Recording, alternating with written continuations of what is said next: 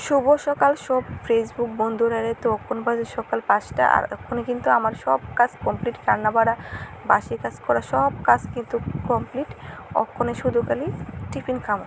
তো ঘটনা হয়েছে, আমি কিন্তু ভোর 4টার সময় উঠি, প্রায় সময় 3:30। তো আজকে উঠে গেছে, ওইটা কিন্তু আমার রান্না টান্না সব কমপ্লিট।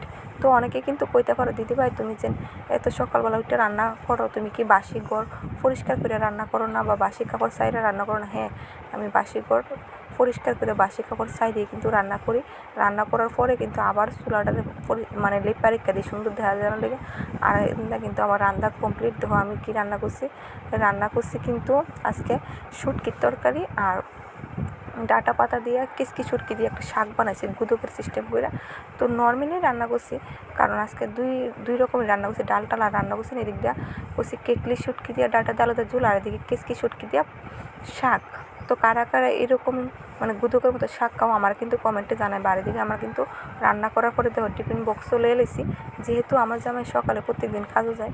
তো ঠান্ডা ভাতটা নিলে নষ্ট হয়ে যায়, আর ঠান্ডা ভাত নিলে দুইবার খাইতে পারে না, এই কারণে আমি